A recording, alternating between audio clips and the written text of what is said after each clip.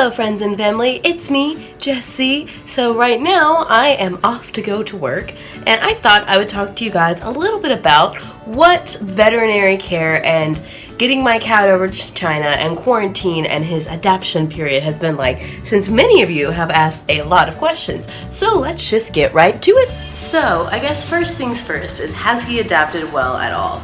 I would say yes, just because I guess I'm a little bit lucky because his temperament makes it easy for him to adapt. So he's not a very nervous cat, so Mars's time coming to China has been pretty easy for him. Matter of fact, I'm going to the ground floor. Matter of fact, it's been pretty much exactly the same for him as it was back home. But I think, like I said before, that's because of his temperament. So if you have a cat or an animal that is not good at moving or traveling or gets freaked out, maybe taking them to China is not the best idea, you know? Ooh, it's very bright outside today. Oh my. So the quarantine period itself was pretty easy. Basically, he was in quarantine. I look so strange walking around with a selfie stick on my way to work. The quarantine period for him was about 30 days in Beijing. So since Beijing was my first point of contact in China, even though I was flying into Fuzhou, he ended up staying in Beijing because, again, it was the first point of contact. So your animal will stay wherever your first area of China that you land in is. You'll go to the quarantine station in the airport first before you do anything else, and then fill out some paperwork with everybody else around you. And it's pretty easy. They speak English and they're very friendly, so I wouldn't worry too much about that. When you get there, you'll have to present your international health certificate. You'll also present your rabies vaccination and any other paperwork, like if they're emotional support animals or things like that, that might be necessary.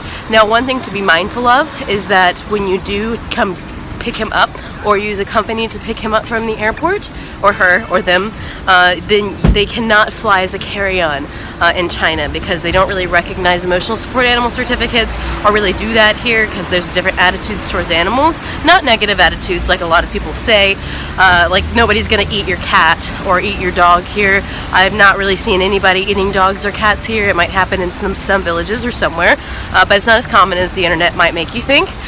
So don't worry about that, and he was well taken care of in quarantine. I picked him up. He was not skinny. He was totally fine. Just happy to see me when we picked him up.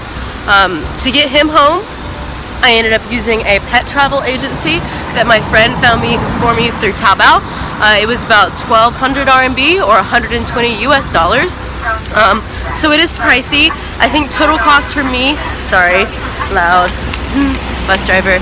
I think total cost for me, it was about $500 to get paperwork and vet stuff in order, $100 to get him on the airplane, and $120 in quarantine. I did not have to pay anything for the quarantine in China, so that was lucky because a lot of people have to pay money for quarantine here.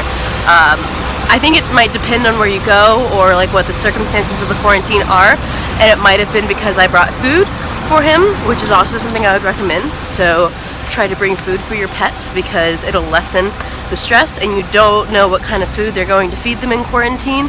So especially if they have dietary needs, it might be worth packing some food in your carry-on to last them during their quarantine period. I know that a lot of people try to cheat the quarantine by going to Guangzhou, but you can't do home quarantine unless you live in the province, and they will be checking. So try not to cheat the system, just go through it, he'll be fine. I understand your concerns. I was really concerned, but if you're worried, just give the quarantine agency a call and they'll answer, tell you he's fine, and then after a few days are up, either you can go pick him up and he'll fly in cargo back with you, because even on trains, still gonna be in cargo, or you can send someone to pick him up for you. It's really not too difficult. Stressful for both of you, yes, but if it's worth it to you and one of your only options, then I would recommend it. Now, as far as like veterinary care and like food and stuff is concerned here, I order the same pet food that he ate back home. So he eats Blue Buffalo cat food, and I order it off of Taobao. It is very expensive. It's about 260 RMB, which is very expensive for pet food to order it, but it also lasts about a month. I do have to use a friend with a Chinese national ID card to order it for me, because if you are not a Chinese national, then you cannot order international products on Taobao. It goes the same for Alipay, unless you have an ID card. then you're not going to have it. Passports don't work, unfortunately. So something to keep in mind, make a Chinese friend. Ooh, earthquake. Make a Chinese friend or ask your teaching assistant to help you order your pet food, or find a way to find it here. I know that my vet's office sells some American pet food, and so there are ways to find it. You might just have to go out of your way, and it will be more expensive. Now that we've talked about the quarantine period, you might be curious as to, well, what is veterinary care like here? Because I know there's a lot of concern by people abroad, and like rumors, even in the comments, people always talk about it's not safe to bring your dog to China, it's not safe to bring your cat to China. They don't treat animals well here. Honestly, in my experience, the people who have pets do treat their animals very, very well. And so if you have a pet and other people have pets, they still treat them well. There might be different attitudes towards them, so like people might get rid of their pets when they have children because they're considered unclean. That doesn't mean that they torture animals, so try not to let those internet tropes get to you. Nobody's tried to eat my cat. Nobody's going to try to eat my cat. That's a little bit ridiculous, so don't get scared by that kind of thing. I did take him to the vet because he does have epilepsy and he was having seizures. The vet checked him out, did the usual blood test, bio test, to make sure that he would be fine to take medicine, and he was. The vet actually handled him better than my vet back home did.